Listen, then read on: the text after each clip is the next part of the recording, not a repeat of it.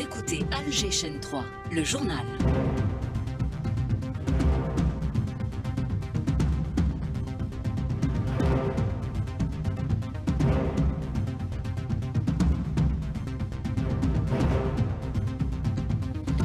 Au sommaire, coopération algéro-mauritanienne, le ministre de la Défense mauritanien a été reçu hier par le président de la République, puis par le chef d'état-major de l'ANP.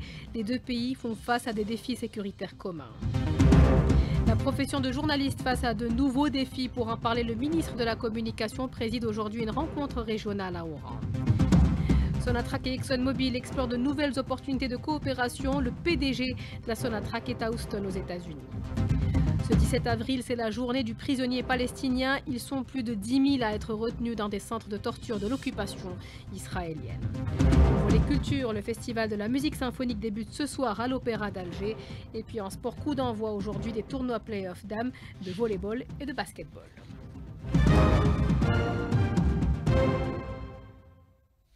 Madame, Monsieur, bonjour et bienvenue. Le président de la République, chef suprême des forces armées, ministre de la Défense nationale, Abdelmajid Tebboune, a reçu hier le ministre de la Défense de la Mauritanie, Hanana Ould Sidi Ould Hanana, et la délégation qui l'accompagne.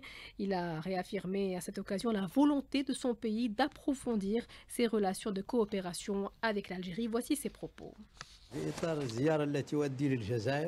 تلبية لدعوة كريمة من أخي معالي السيد الفريق أول سعيد شنقريحة. En réponse à l'invitation fraternelle de mon frère, le général d'armée Saïd Chengriha, ministre délégué auprès du ministre de la Défense, chef d'état-major de l'ANP, j'ai eu l'honneur d'être accueilli par le président Abdelmajid Tebboune, à qui j'ai transmis les salutations et les amitiés du président Mohamed Cheikh Al-Ghazawani. Je lui ai également adressé mes souhaits de progrès et de prospérité continue pour le peuple algérien frère, en exprimant par ailleurs ma fierté quant aux liens solides et anciens qui unissent nos deux peuples frères, et notre attachement à approfondir en permanence les relations de coopération entre les deux pays dans le cadre du renforcement du partenariat stratégique. Le président Abdelmajid Tebboune m'a également chargé de transmettre ses salutations au président Mohamed Cheikh Al-Ghazawani, réaffirmant sa volonté de renforcer le partenariat stratégique entre les deux pays frères. De son côté, le ministre délégué auprès du ministre de la Défense nationale, chef d'état-major de l'ANP, a expliqué que la coopération algéro-mauritanienne repose sur des défis communs. Le général d'armée Saïd Chengriha.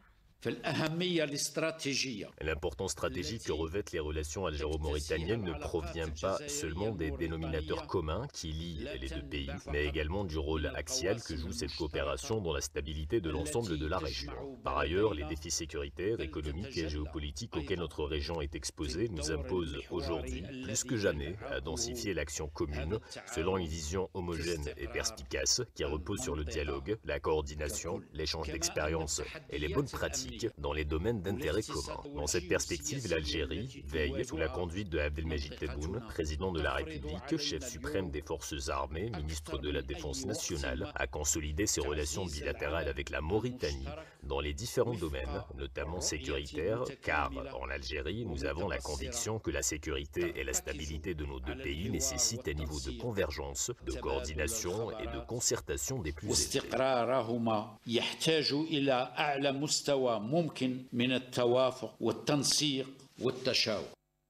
La première session de la commission mixte algéro-biélorusse de coopération commerciale, économique, scientifique et technique a débuté aujourd'hui à Minsk sous la coprésidence du ministre de l'Agriculture, du Développement rural et de la Pêche, Youssef Sharfa, et le ministre biélorusse de la Réglementation anti-monopole et du Commerce, une session qui vise à promouvoir la coopération entre les deux pays.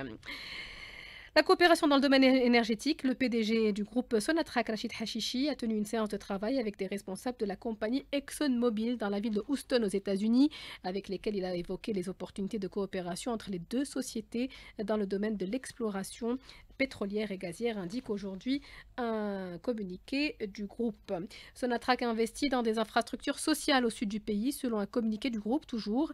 C'est le cas dans la wilaya de Tamanrasset où le groupe a financé des équipements au profit du secteur secteur de la santé à Timimoun. Un investissement dans le secteur informatique au profit de l'école pilote a été consenti par ailleurs par Sonatrach qui a dégagé une enveloppe financière au profit des clubs sportifs de Timimoun, Janet et Taman Rasset.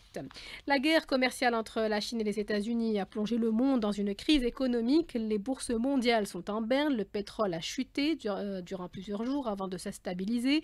L'Algérie doit se montrer très prudente face à cette situation, selon Morad Preur, spécialiste des questions énergétiques, invité du jour avec Naliman Mendil. L'Algérie doit adopter une politique prudentielle stricte. L'allocation des ressources financières doit être extrêmement rigoureuse. Nous avons des réserves de change qui sont disponibles. Il faut les consacrer à renforcer la résilience de notre économie. Deuxièmement, elle doit déployer une politique d'offre, soutenir l'offre interne dans une logique d'import-substitution, l'offre interne publique et privée. Troisièmement, elle doit profiter de cette crise, la crise qui va s'aggraver, pour faire des acquisition d'actifs à l'étranger. Donc moi je recommande qu'on implémente deux fonds souverains, un fonds souverain national pour soutenir, vendre de l'argent, des dollars à des investisseurs algériens à des taux qui leur permettent de créer de la richesse. Et d'un autre côté, un fonds souverain en international pour faire des acquisitions d'actifs à l'étranger. Et je terminerai pas sans dire qu'il faut faire attention à Naturgy. C'est une question stratégique de sécurité nationale. Nous ne pouvons pas accepter que Naturgy passe sous le contrôle. Ils vont saturer le marché et ils vont nous exclure du marché européen. Il faut une action diplomatique et commerciale. La ferme de démonstration et de production de semences de Wetsmal a organisé aujourd'hui des portes ouvertes pour faire connaître ses activités, à savoir l'expérimentation, l'amélioration ou encore la multiplication des semences. Voici le compte-rendu de Hakima Kamel. L'Institut national des grandes cultures de Wetsmar fête un demi-siècle d'existence. Sa spécialité est le développement des variétés de semences qui ont permis une fin des importations algériennes en 1995 de nombreuses semences au profit d'une production nationale. L'Institut de recherche continue à jouer son rôle de reproduction semencière pour permettre au fellah d'augmenter les rendements agricoles. La directrice générale de l'Institut, Bounder Houria. Alors c'est la céréaliculture, les légumineuses, on a les cultures fourragères, on fait aussi les oléagineux, semences des oléagineux locales. Et depuis 1995, l'Algérie n'a pas importé de semences de céréales, alhamdoulilah, jusqu'à présent. Les résultats de la recherche agronomique sont présentés comme échantillons durant ces portes ouvertes. Elles jouent un rôle important dans le développement des cultures face aux aléas climatiques. Dr Laribi Abdelkader, directeur adjoint des relations extérieures à l'École nationale agronomique d'El Harrach. C'est tout à fait normal que la recherche scientifique va jouer un rôle très important dans le développement, par exemple, des variétés. Aujourd'hui, les portes ouvertes à l'ITGC, c'est une occasion justement de présenter un petit peu les résultats de recherche des différentes institutions, notamment les instituts de recherche, les instituts de développement. Ensuite, on a les écoles supérieures agronomiques. Aujourd'hui, l'ENSA est présente aujourd'hui donc au niveau de cette journée pour présenter les livrables, présenter les résultats de recherche dans le domaine génétique, parce qu'aujourd'hui, développer des variétés résistantes aux conditions de sécheresse, c'est très important. La sécurité alimentaire de l'Algérie, mieux encore la souveraineté alimentaire, dépend grandement du développement et de la reproduction génétique des semences locales. Le défi, au-delà de la seule dépendance à la pluviométrie, est d'apporter des alternatives, de l'innovation en matière de recherche agronomique pour limiter cette dépendance au bon vouloir de la nature. En réunion du gouvernement, l'exécutif a examiné les modalités de mise en œuvre des instructions du président de la République lors de sa rencontre avec les membres du CREA, notamment en ce qui concerne la création des deux instances chargées de la régulation du commerce extérieur et de la promotion des exportations hors hydrocarbures, ainsi que la création d'un guichet unique pour accompagner, encadrer et orienter les projets d'investissement. Le gouvernement a par ailleurs examiné la version finale de l'avant-projet de loi relative à l'état civil. Un texte réglementaire est en cours de préparation pour renforcer le système de transparence et assurer plus de crédibilité en lutte contre la corruption. C'est ce qu'a affirmé depuis Ghardaya, la présidente de la Haute Autorité de Transparence, de Prévention et de Lutte contre la Corruption. Selima Mesrati est au micro de notre correspondant Mahfoud Karkar. Le système de transparence, il s'articule sur plusieurs éléments et dispositifs adéquats. La formation, il faut élaborer un code de conduite que l'agent public signe, conscient du contenu de ce code de conduite, créer au sein de l'administration un système pour dénoncer en interne les actes de corruption avant d'y aller aux instances judiciaires. Enfin, si on parle par exemple des requêtes, on a reçu plus de 4000 depuis 2022. D'ailleurs, premier trimestre de 2025, on a reçu plus de 335 requêtes. On a statué statué sur plusieurs dossiers. Par exemple, la session récente, 13 avril, on a statué sur 9 dossiers et on va les soumettre aux procureurs généraux compétents. Le ministre de la Communication a présidé aujourd'hui à Oran une rencontre régionale des journalistes et des professionnels des médias pour discuter des perspectives et des défis auxquels est confrontée la profession de journaliste. Hamza Belmadani. Le ministre de la Communication, Mohamed Meziane, a présidé ce matin à Oran l'ouverture de la première rencontre régionale réunissant des journalistes et divers acteurs du secteur de la communication de la région ouest et sud-ouest du pays pour discuter des défis auxquels fait face la profession. Lors de son allocution, le ministre a mis en avant l'importance de la formation continue et le rôle de la famille des médias dans la défense des intérêts de notre pays et la promotion de son image. وهو مساءلة المهنة وأستنجد هنا بما قاله رئيس الجمهورية السيد عبد المجيد تبون الذي يكن للأسرة الإعلامية كل المودة وكل التقدير وكل الاحترام بحيث في عدد من المرات عندما يذكر الإعلام يقول لا مستقبل للجزائر بدون إعلام محترف، إعلام وطني، إعلام يحسن مساءلة الأشياء. أبرز الأسئلة التي لابد أن تطرح هي التكوين المتواصل والتكوين المتخصص. La rencontre régionale a regroupé les représentants des médias de 17 wilayas. 4 ateliers portant sur des thèmes divers qui concernent la profession se déroulent actuellement. Il s'agit notamment de la nouvelle législation encadrant le secteur de la communication, la réalité de la presse audiovisuelle écrite et électronique face aux nouveaux défis de l'intelligence artificielle, ainsi que la communication institutionnelle et son rôle dans la promotion de l'image de l'Algérie. D'Oran, Mohamed Hamza Belmadani, Alger, Chaîne 3. C'était donc la rencontre du ministre de la Communication avec les spécialistes des médias. HLF, les journalistes ont eu l'opportunité de visiter l'école d'application de l'arme de reconnaissance Shahid Mohamed Zennati, compte rendu de Rima Rahmani.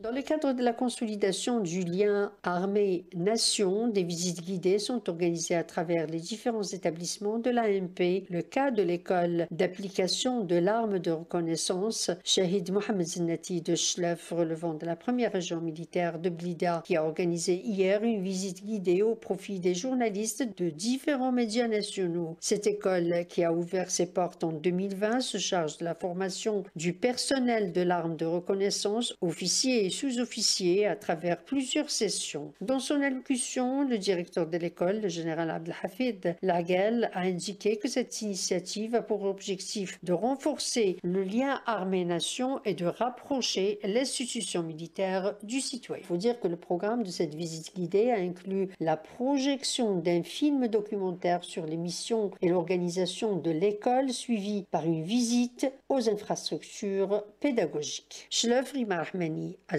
3.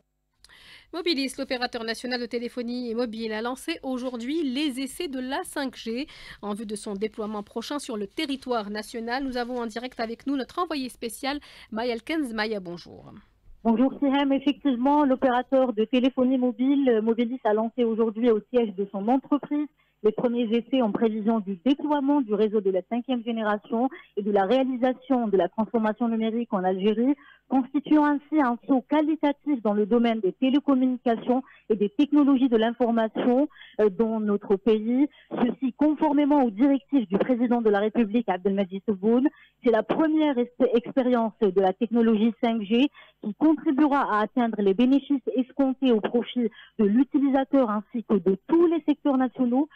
Donc, selon Sami Bachari, représentant de Mobilis, la 5G permet des vitesses jusqu'à 6 fois plus rapides que la 4G. Avec la 5G, on aura une meilleure stabilité du réseau sans interruption, vitesse de débit 1,2 gigabits dans la seconde, une latence qui veut dire un temps de réponse rapide et court, par exemple pour travailler, regarder des films ou même jouer aux jeux pour les gamers.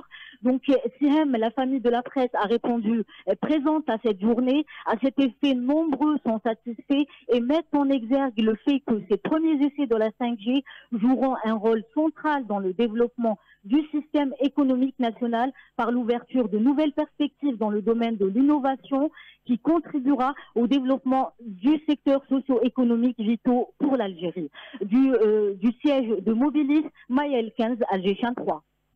À l'occasion de la journée du savoir, le ministre de l'Enseignement supérieur a honoré hier les professeurs promus au rang de professeur émérite et de professeur hospitalo-universitaire émérite. Kamel Badari a souligné que l'adoption de ces statuts particuliers renseigne sur l'importance primordiale qu'accordent les plus hautes autorités du pays, à leur tête le président de la République, à l'université et à la recherche scientifique. Plusieurs ministres sont sur le terrain. Aujourd'hui, le ministre de l'Éducation nationale est à Blida, le ministre de l'Hydraulique effectue une visite à Tamanrasset, le ministre des Transports effectue lui une visite d'inspection et de travail à Constantine. À propos de transport, Algérie Ferries informe sa clientèle que la traversée entre Marseille et Skikda prévue ce soir à 17h est reportée à demain à 18h en raison des mauvaises conditions météo. Les inscriptions sont ouvertes demain à partir de 5h. À l'étranger, de nouvelles frappes de l'entité sioniste ont coûté la vie à au moins 34 Palestiniens ce jeudi dans la bande de Gaza. La plupart sont des déplacés ayant trouvé refuge dans des camps de fortune, indiquait la défense civile. Plus de 10 000 détenus palestiniens sont par ailleurs retenus dans des centres de torture, 20 au total de l'entité sioniste. On en parle aujourd'hui à l'occasion de la journée du prisonnier palestinien. Je vous propose d'écouter Nahad El-Fakhouri, responsable d'information chargé du dossier des prisonniers palestiniens contacté par Nasrin Dahmoun. Depuis que l'entité sioniste a occupé la Palestine, plus d'1 million de citoyens palestiniens ont été arrêtés et jetés dans les prisons et centres de détention. Au cours de ces longues années, l'occupation a pratiqué tout type de torture, d'oppression contre le peuple palestinien. Après octobre 2023, ces pratiques et crimes ont augmenté d'une façon spectaculaire, sans précédent, de par le monde et de notre temps moderne.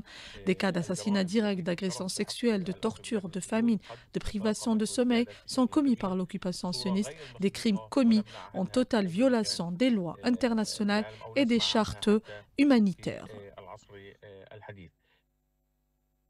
L'entité sioniste orchestre une véritable campagne de censure sur les réseaux sociaux Meta, selon des révélations du personnel de ces médias sociaux. 94% des publications sur Instagram et Facebook qui critiquent l'entité sioniste ou soutiennent la cause palestinienne sont tout simplement effacées.